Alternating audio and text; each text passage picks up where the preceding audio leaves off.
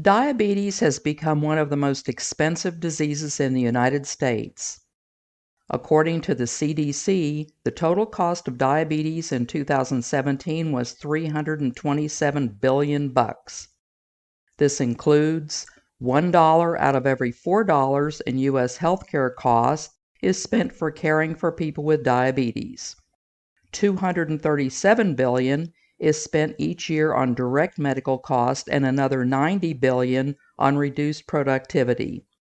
The total economic cost of diabetes rose 60% from 2007 to 2017.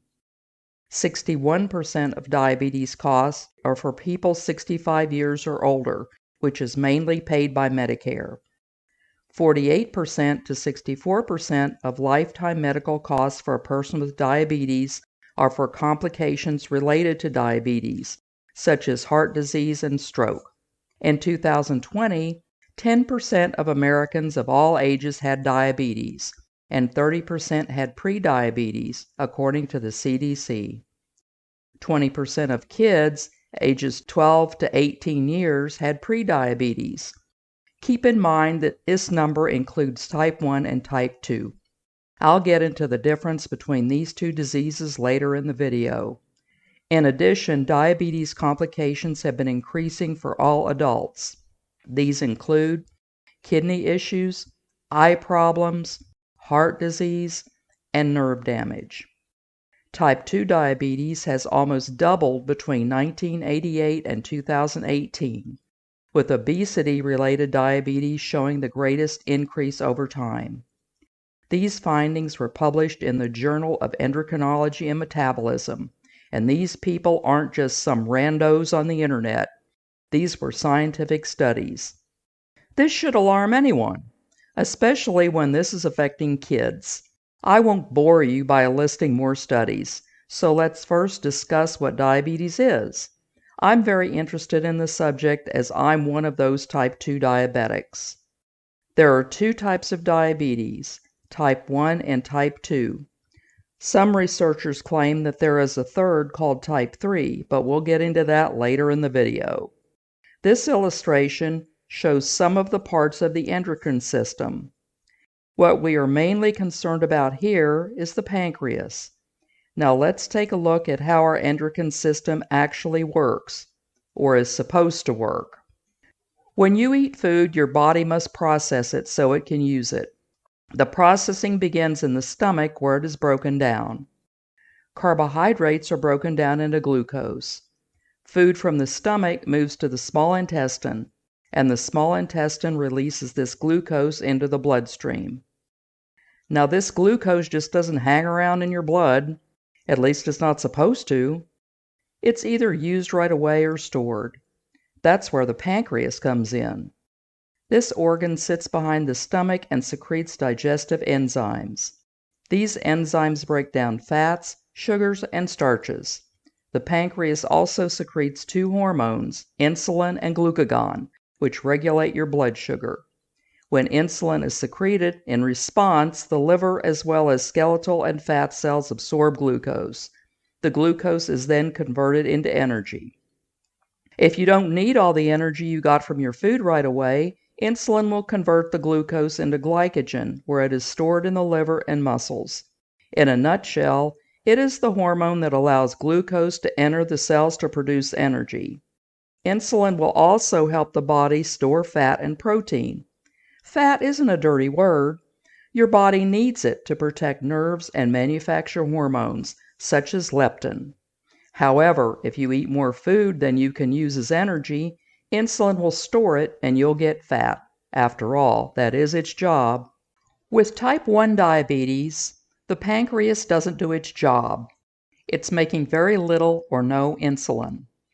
As explained, insulin is needed to convert glucose into energy for your body to function.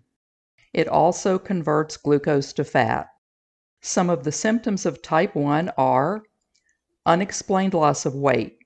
This is a lot different from the normal American population who have explained gain of weight. Always thirsty and urinating. This occurs because as blood glucose rises, it passes into the urine. The glucose takes body water with it. irritability, and mood changes. When your blood sugar drops, your body pumps out epinephrine, or adrenaline, the fight or flight hormone, which tells your liver to make more glucose. It also causes anxiety. If your blood sugar stays low, your body will pump out cortisol, which is known as the stress hormone. Put those together and you are probably pretty crabby. Feeling tired and weak. This occurs because without insulin, the body can't produce energy. Always hungry. Since the function of insulin is to convert glucose to energy and the pancreas isn't making it, it's not a shock that someone with type 1 diabetes loses weight no matter how much they eat, is always hungry, and is tired and cranky. The type 1 diabetes is thought to have a genetic link. The disease causes the immune system to turn on itself and proceeds to destroy the beta cells in the pancreas, which are the cells that produce insulin. This may be caused by a virus. The immune system then recognizes the beta cells as foreign invaders. There is no cure and is treated with insulin injections.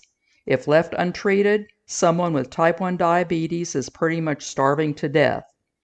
Generally, the disease appears between the ages of 4 to 7 or 10 to 14. This is why it used to be called juvenile diabetes. Type 2 diabetes is a lifestyle problem. I know. Everyone knows someone that eats cake, cookies, donuts, and has an A1C of 5.5. That just means those people are lucky, at least for now.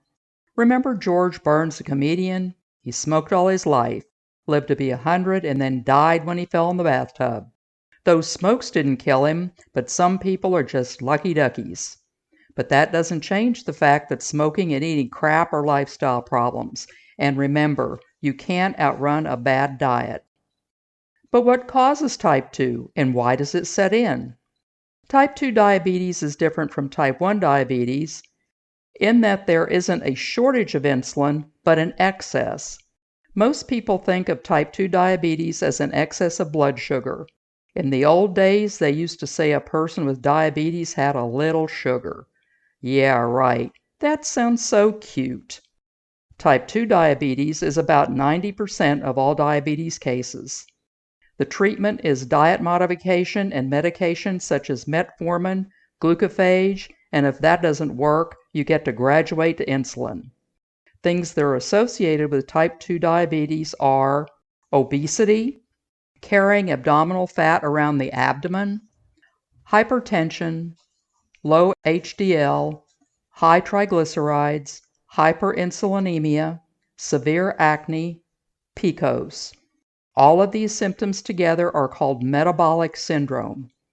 Diabetes results when the body gets to the point where it can't handle the amount of blood sugar in the blood. As blood sugar increases, the body has to produce more and more insulin to clear it. After a time, insulin sensitivity decreases and blood sugar continues to rise.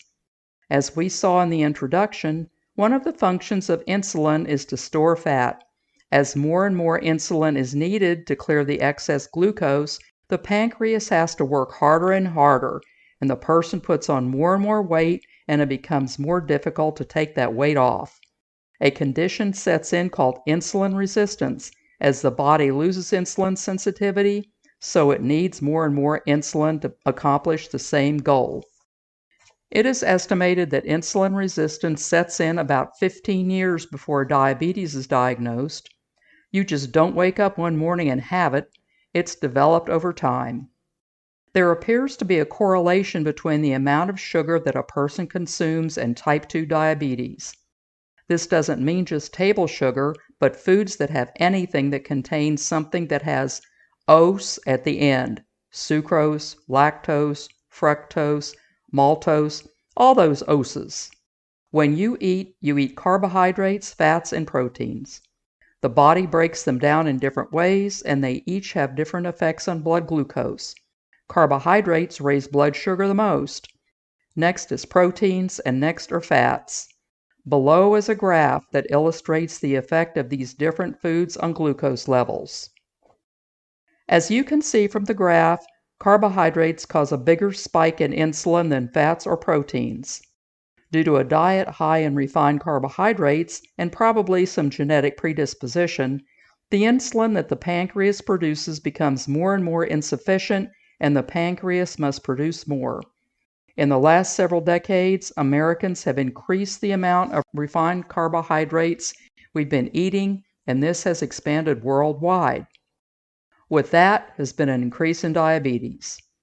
Refined carbohydrates with a higher glycemic index have a greater effect on insulin than lower glycemic carbs such as leafy green vegetables and those containing resistant starch.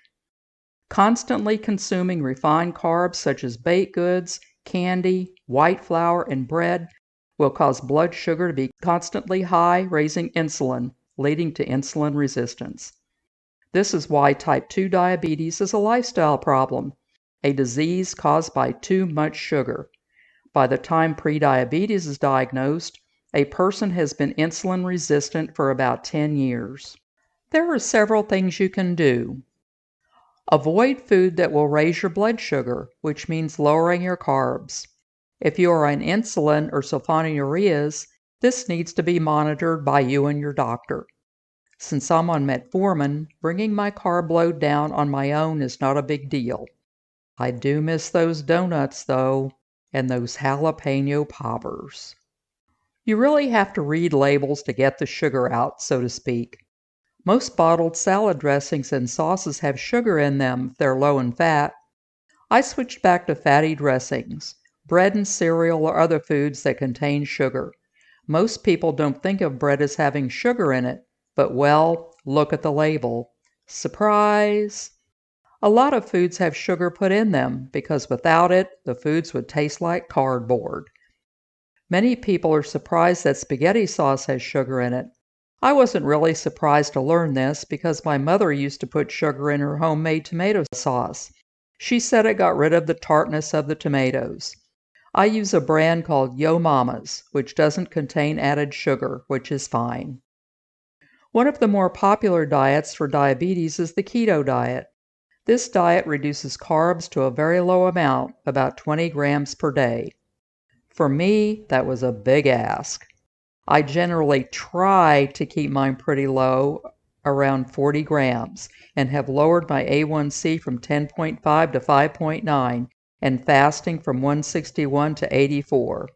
And before you ask, yes, I have fallen off the wagon. And well, you can guess what happened. A former coworker of mine said, "It doesn't matter if you fall off the wagon as long as you get back on." I suppose that's correct. It's always a battle, though, with a lifetime of bad habits, the 1970s food pyramid, the most unhealthy pyramid scheme, and my carb addiction. Is diabetes curable or reversible?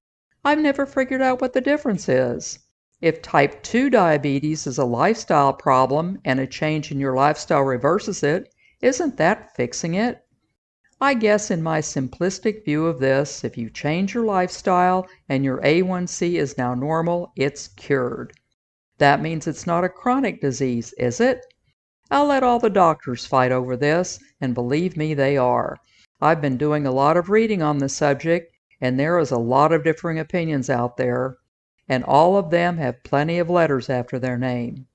I'll leave a list of what I have read in the description in this video, so you can take a deeper dive into it if you want to.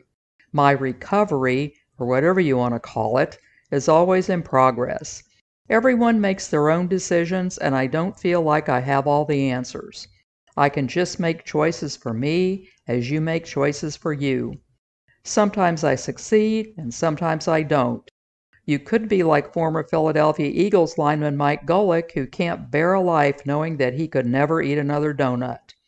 Not sure how I feel about that. It depends on the day I'm asked. Type 3 diabetes. The first time I heard this term, I had no clue what this even meant. This form of diabetes is associated with Alzheimer's disease. It occurs when neurons in the brain become unable to respond to insulin. They are insulin resistant, which is essential to basic tasks such as memory and learning. Alzheimer's and type 3 diabetes are linked together because some research has shown that insulin deficiency is central to the cognitive decline of Alzheimer's disease. The symptoms include lack of judgment, memory loss, problems with reading, writing, and numbers. As of this writing, type 3 diabetes isn't recognized as an official health condition. I am not a doctor. Okay? I think that I have said this before. I am not a doctor. I'm just an old lady trying to learn new things, and in this case, looking for answers. I always encourage people to read, learn, and ask questions. If you read an article that says studies show, read the study and not just the abstract. If it's about your health, consult a trusted medical professional. This was a pretty interesting subject to cover, in no small part because I have a personal interest in it. Over time, diabetes has gone from just having a little sugar to metabolic syndrome, one of those things that seems to have a connection to our modern lifestyle. I hope you learned something from this video and found it as interesting as I did. I'm always fascinated to see how research has progressed over time. Remember to ring that bell, hit that like button, and subscribe to show this old lady that you care.